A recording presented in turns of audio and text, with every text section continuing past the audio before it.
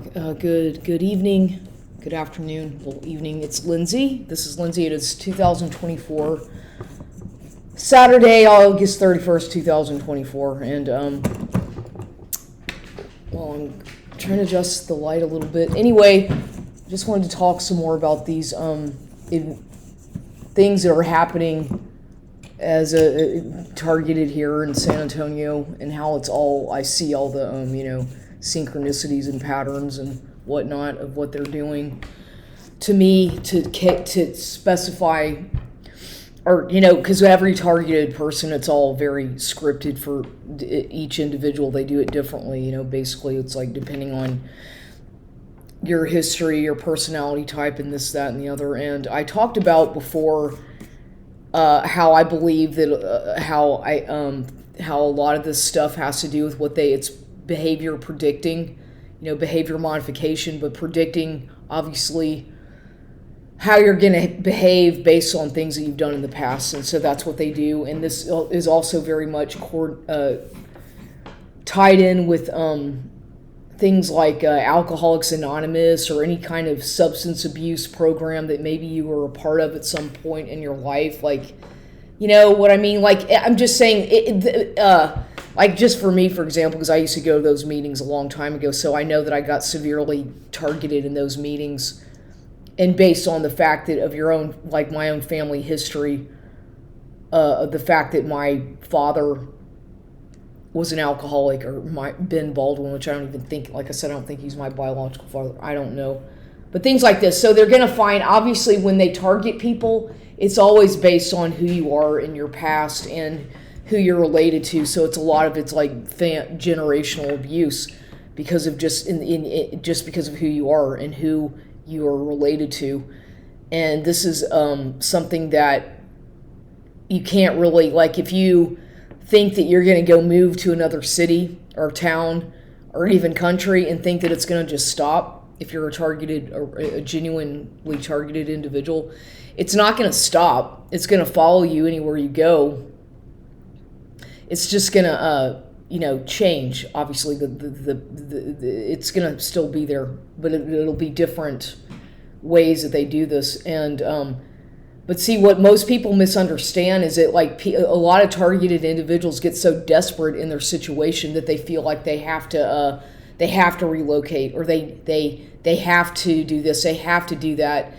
And this is because they get you to react. It's called reaction abuse, because what happens is things can get so intense in your targeting, and things that happen, and a lot of times these things happen all at once, so you're overwhelmed and bombarded with a lot of things that are happening to you all at once, like within a span of a few days. And it's a lot for a person to take in. It's a lot of trauma or things that are happening all at once. Maybe a death in the family, you lose your job, or, just things that are traumatic for an individual, that and people know that there's only so much psychological trauma that a person can endure before they break down and have a meltdown, and basically a psychological breakdown. And this is what they do. They fragment you and fuck with you so much, your everything about your personality, your life, exploiting you, mobbing you, fucking smearing you, that you do. It's done in hopes that the target has a mental breakdown, so that they can, further target you, or use that as an excuse to discredit you even more, or put you locked away in a hospital, or things like this. So it is really dangerous. It is extremely not such a good idea for a targeted person. And I don't like to use that word, targeted, but it is. Oh, look at that.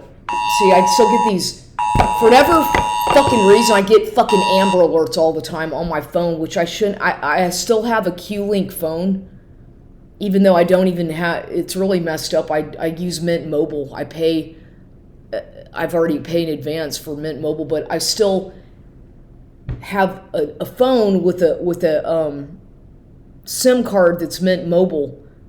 So I'm not paying, it's like I'm not, and I have enough. because I had to change providers at one point because they had cut my phone off completely and I didn't have a phone, so I had to go to Mint Mobile. And I still get, even though it's this is like a Q-Link phone, it's like a something Pepper or whatever the fuck it's called. It's like I have a SIM card in there that's not Q-Link, but I still get all these weird things from Q-Link, like Amber Alerts. I don't fucking give a shit. It's not my fucking problem, okay? I don't like getting that shit on my phone. I don't want to at all hours of the night and day, I get these goddamn Amber Alerts that annoy the shit out of me, okay? It's like, number one, I'm not a fucking cop. Don't bother me with that shit. It's not my fucking job. What do you want me to go do about it? Go get in my car and go drive around? And it's like shit that's happening in another city or another town. It's like, what do you want me to do about it? It's not my fucking job. I mean, honestly, like, do they really think, you know what I mean? It's like common sense that somebody is not, it's just stupid.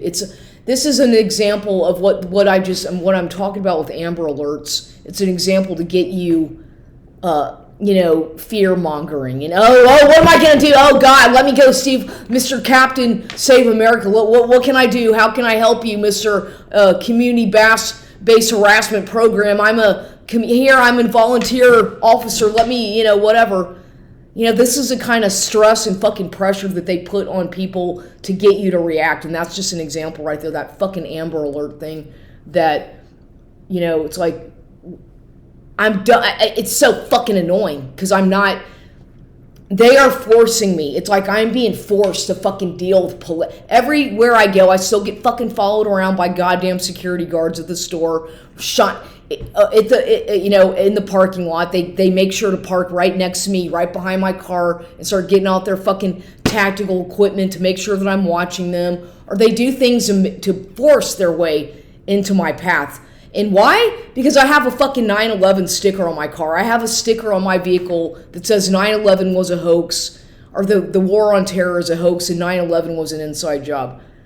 Yeah, I'm not part of any 9/11 truth movement. I was years and years ago, when I was in Houston, which is where I'm from originally. I was a member, or not a member. I'd go to meetings at 9/11 for fucking 9/11 truth shit at this place called the Black Lab in Montrose, and sometimes I'd go to these little protests that they'd have over the freeway where we'd wave a banner, and I was like, I don't want to be doing this shit. I'm an activist in a lot of things when it comes to the fucking government lying, but other than that, I'm not one of these people who's like trying to save the planet. Everybody knows, if you have any common sense and you live in the United States, because people all over the world know that 9/11 is a fucking inside job, that it's a fucking government operation that was Israeli Mossad, CIA funded, operated. And look into this Larry Silverstein character, and you'll find out that he was leasing out the building. It was all, duh. And people still don't understand that was an inside job. It's like, how fucking dumb can people be to not figure out that was controlled demolition? It's like so blatantly obvious. But hey, you can think and believe whatever you want, but you don't. And of course I'll get banned from YouTube from talking about this shit. I know that this is what happened to me last time. All my videos talking about the coronavirus, all this shit got banned from YouTube. And all because I was talking about things like this, about the fucking government, about the CIA, the FBI, the get fusion centers and crap like that, how all of these things violate people's rights, especially women, because they target women mostly, dissidents and women, and I've talked about that ad nauseum. So whatever, it is what it is, and I'm not going to change who the fuck I am just because somebody doesn't like me. I'm well aware that I'm very disliked in the city, and it's obvious, and I don't care. What do you want me? What do they want me to do about it? Just all of a sudden conform to what they want? Put on I'm not going to do that. That's not who I am. I'm by nature. It's in my DNA or whatever blood to be rebellious. I can't help that. I cannot change that. A zebra can't change his stripes. Okay, as silly adage that is, or analogy, whatever. But it's the truth. If a person is a leader, a natural leader, or a fighter, you can put on an act or a front and wear a mask to fool people into somebody who you're not, but you know who you are. You know, it's not like, and I get a lot of shit for that, just being myself. You know, just being myself, going to the grocery store, running errands, going to the fucking dollar store, going to the gym, things like this that people do, everyday things that people start following me around, harassing me in the parking lot, you know, asking me for money all the time, which a lot of times I give these homeless people or street people a little bit of money, and I can tell that half the time they're agents, because they start, you know, it's like it's so obvious that they're just like plants to get information, you know, and some of them you can tell that they are, and they'll tell, I've had some people reveal to me some pretty interesting things in front of the dollar store, some really strange things that they've told me about the government and how much they hate the government. And the last person I had a conversation with, this homeless guy, he said he was homeless, but he had extremely long hair, Hispanic guy, kind of short guy, maybe about 5'6", not, you know, 5'6", 5'5", whatever. He was probably about, I want to say in his 40s. I'm not sure how old he was. He could have been in his late 30s, 40s, whatever. He was asking for money, and then I didn't have any money with me at the time, but I didn't have any change. But when I came out of the store, he was still there, standing out in front, panhandling, and I got into a conversation with him. And I gave him, I think I gave him $1. I found $1 or so. I give him $1? I don't remember if I did or not. I may have. I think I gave him $1. And he told me that we started getting into a conversation about targeted individuals. And I said, do you know what that is? Are you aware of organized sponsored stalking and harassment and surveillance? And he said, yes, he was. And I said, are you a veteran? Are you in the military? Were you in the military? And he said, no, but his family was. He had, you know, his family were military. And then he told me something that was really, this was like a couple weeks ago. And he told me that, what was it we were talking about? We started talking about the Patriot Act, a little bit about 9/11. And then he said something about, we talked about how, he was talking about entrapment. He started going off on a tangent about entrapment and how such and such happened to him, and we started getting into a conversation about entrapment and how entrapment is illegal.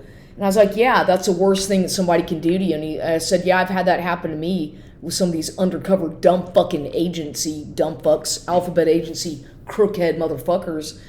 And I said, I got mad. We got into it. I mean, I wasn't mad at him, but I talked about how much I hate those fucking crooked agents who entrap you and try to, you know, use it against you, but they entrap you, and you say exactly who the fuck you think you're doing. You'll ask them, so are you this, are you that, and they lie, which is entrapment. That's entrapment, and that's illegal.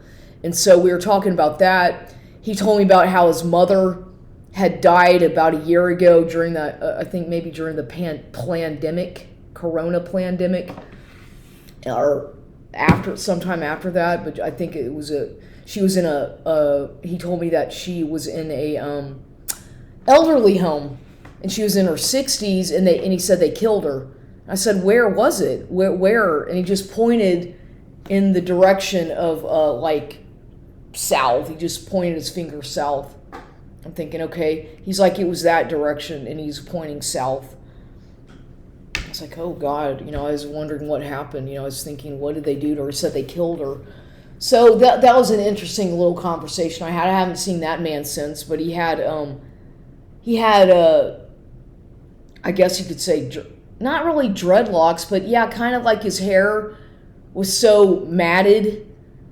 It was like one of those really long hairstyles where it was basically like, I don't know if that's what they call dread, like where it's just all matted together, like, you know, like, not sure how that is described, but you know, he did look like he was living on the streets, or maybe, you know, I'm not sure. He probably really, you know, I don't know how long he'd been living on the streets, but there's a lot of people like that, and a lot of them hang out in front of the Dollar Tree at the one I go to, mostly over there in McCreela Shopping Center.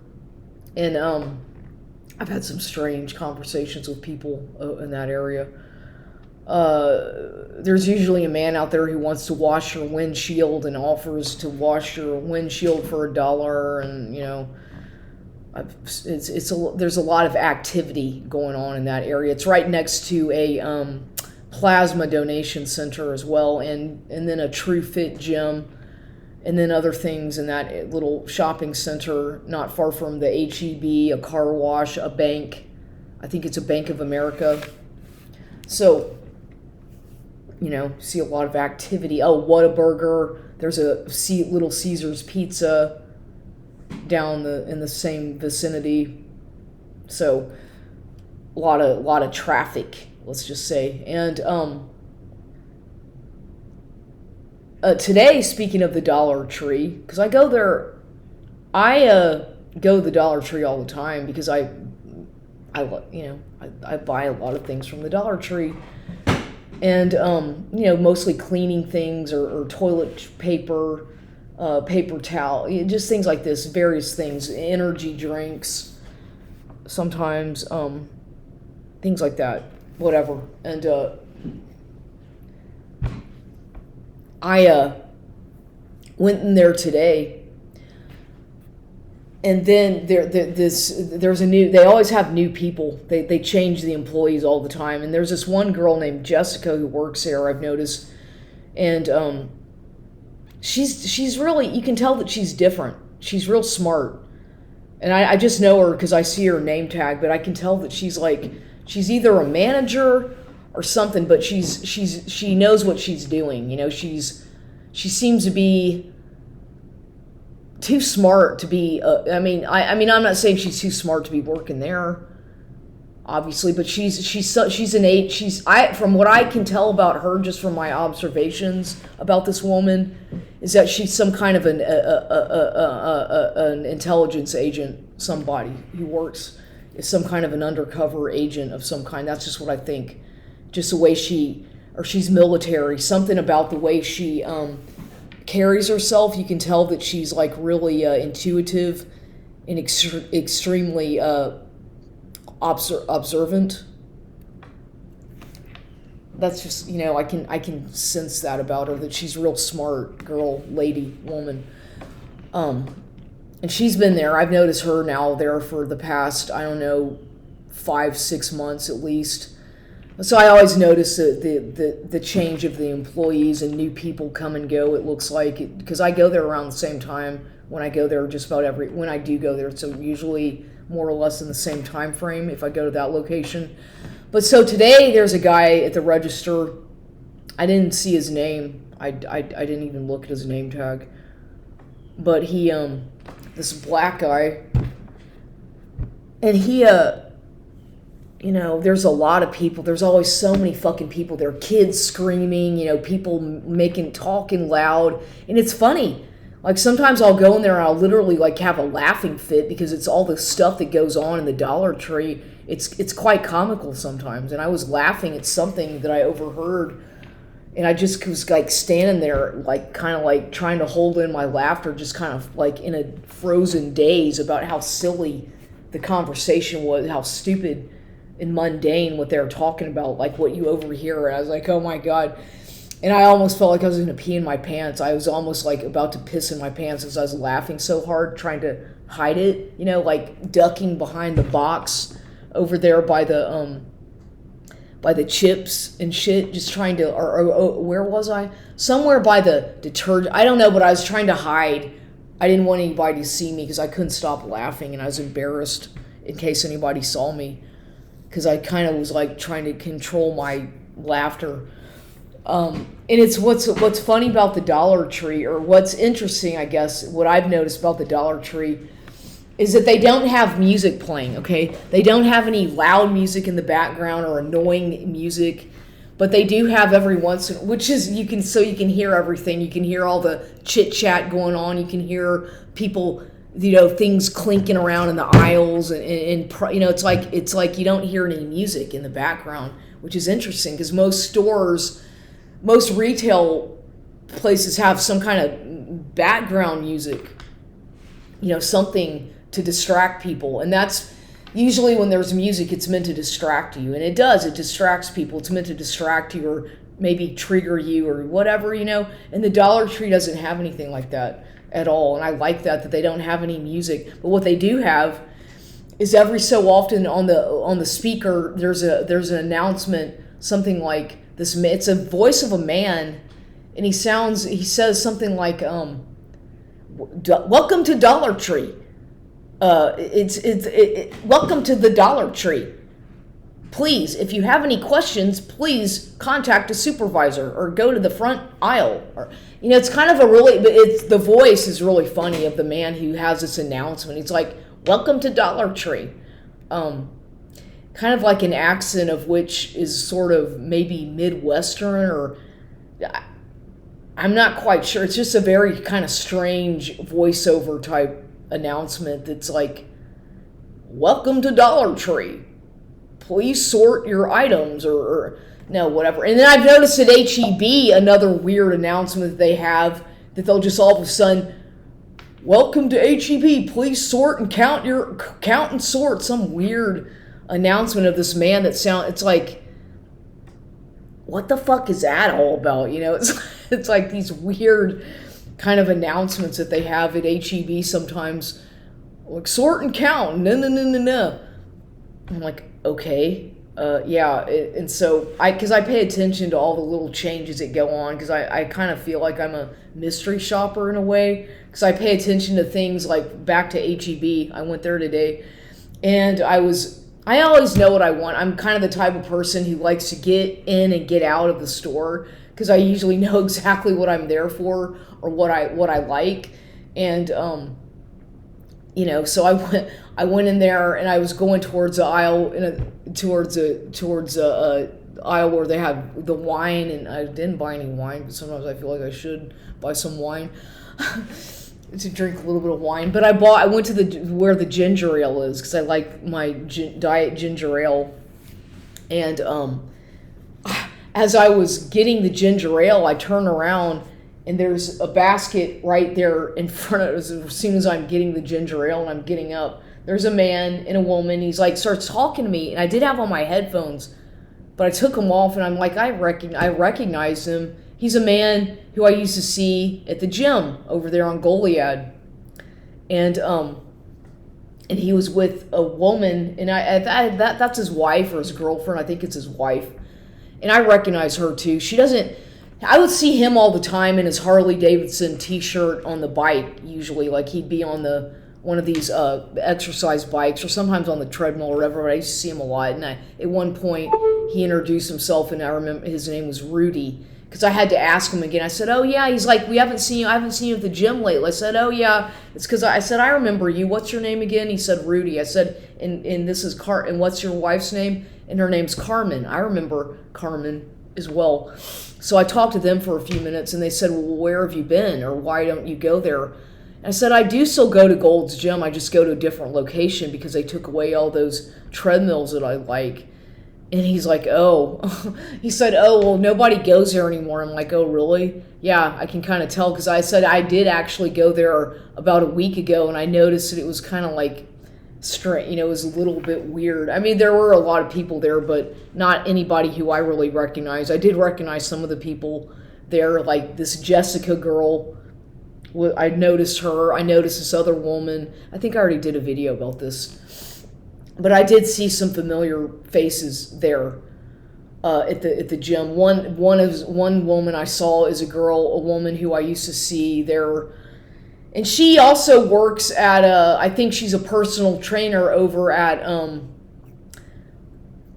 she works at the Y on Roosevelt, because I saw her once when I went to that Y to check it out when I was still a member of Active Fit and Direct, which I'm not anymore. I canceled that and going back to just being a member of Gold's Gym. I saw her at yeah, I don't like the Active and Fit thing. That was a big fucking disaster. That was kind of a disaster. They kept changing the policies, and it was very misleading. I'm like, fuck this, and it was really whatever. I don't want to get into that right now. That's a topic for something else. But I saw that Jessica who I used to see there a lot, she was there. And the girl who's a personal trainer, she's a personal trainer, I guess, at the Y on Roosevelt, the YMCA. I recognized her, and I get, obviously she's a member of Gold's Gym. I saw her, and I saw this other girl named Sandra. I don't know Sandra very well, but I recognized her. Sandra is a woman who I just know her. I remember the name, like somebody told me that was her name. I've never actually had a conversation with her, but I know her name is Sandra, and I saw her on the treadmill. So I saw some people who were familiar faces, whatever, but so yeah, just talking about this crap, but it doesn't. I'm just saying I did go. I have been to that location once in the past. I went ahead and tried it out after more than a year of not going there, and I'm like, yeah, I'll go there every once in a while because whatever, to change my routine up, because it's such a fucking long drive that I do every day to the other one, and it's so much effort, and it's like a job, and I'm not getting paid for. But then again, why would they want to fucking pay anybody like me, since I'm such a ugly loser failure? But people, it's like, why, you know what I mean? It's like, of course they're not going to pay me to go to the gym, and nor would I want to work there. I wouldn't want that kind of stress or pressure and scrutiny working at a gym as a trainer. Obviously, I couldn't do that anyway, but I wouldn't want to. I wouldn't want to work as a personal trainer ever, anywhere. No way. Talk about being under scrutiny and shit. No way. No. I could work there. I could see myself maybe employed at a gym, like as a undercover spy, or somebody who's like an informant, or not even that, but you know what I mean, not a trainer, and not somebody behind the desk, let's just put it that way, but something else, but not anything where I'm like out, like where everybody knows what I'm doing there. I'd like to be, if it were covert, that'd be different. Like a espionage kind of whatever. I'm trying to fucking around with this mirror. It's kind of fun. But anyway, so that happened, and I've had some other strange things that have transpired as usual. It's all about, like, as a target, it's all about how you react. What they're really looking for is how you react to the shit they do, the little stage theatrical nonsense, the street theater. It's just for them to get a reaction out of you, and how you respond or react, or if you do at all. Because a lot of times, you can just ignore it, but it's all about response, how you respond. And so I'm just talking about this for my own documentations, and I've already figured out in the past, with all these horrible things that I've been through over the past year, like all this weird shit and all this like pressure being placed on me and being exploited, and having a fucking handler take advantage of me, who I cut out of my life. Thank God, finally got that fucking shit over with. I had to end that. I'm the one who had to end it once and for all, because his fucking hoovering I was like, fuck this, you're done, don't bother me again. And I literally told him, don't contact me again, don't text me, don't fucking call me, leave me alone. And I literally like said, that's it, don't bother me, or I'll call the police. I told him that. And so now it's like he finally got the message to fucking leave me alone, which is good, because it was becoming to the point that I was feeling so stressed out with his harassments and abuses, mental, psychological abuses, that I couldn't take it. It was having too much of an effect on my health, my mental, emotional well-being, and everything. I was like, fuck, this guy is so full of shit. And plus, where he works, I figured out, it's obvious that that's like a front. It's a fucking front for other things as well. I know that because of my own knowledge and just the way he behaved. I could tell that he was up to something, like other things, doing things that have nothing to do with selling shoes or jewelry. Hello, I'm not stupid. So that was like a test. Everything in my life that they throw my way is like a test. It's all about, but it's all ultimately about control and exploiting me and financial abuse and discrediting me and making me look foolish and crazy when all I'm doing is like living my life. And just for being different, this is what they'll send these fucking agents to as a handler to fuck with you and keep you in line. That's what that's all about. That's what these people are, that's what they're doing to me, or what they have done with me. But I usually end up telling them to fuck off, don't bother me, or I already know what you're about. So, it's abuse towards women, and it's all, like I said, they'll use religion and your belief system and anything about you to use against you because they're such fucking hive-minded sellouts. They can't stand it when somebody is different, and that right there drives them up the wall. If you can think for yourself or you're independent minded, they want to completely make sure that you're under their control. It's like, excuse me, I'm not a fucking contract. I didn't sign any kind of contract with you. Who the fuck do you think you are? These people, these men mostly that are, it's like, fuck that. Thank God I'm not, like, I thank God that I'm single, that I have the freedom to do what I want, make my own decisions, that I'm not like tied down to somebody. It's right now, at least, thank God. I would never, it's like that more than anything, my independence and freedom is what I value more than anything. And that's the one thing that they want to take away from you by getting you involved with these fucked up, toxic, weird situation, weird transactional relationships, I call them. So as a targeted woman, I know all too well about this. I know all too well about honeypots and about mind control, about trauma-based mind control, about sexual exploitation, all these things, because I've gone through all of it various times to know what it is about, what they do, the tactics they try to use on people, and their patterns, and you just pay close attention to their behavior, and you'll figure out pretty quickly that they're lying to you. These people, especially if you meet them on the internet. And me specifically with my situation, I can clearly see the patterns of the way it's all, and I kind of already know, I'm in my mind, who some of the main ringleaders, I want to call them, are of my abuse that they've done to me.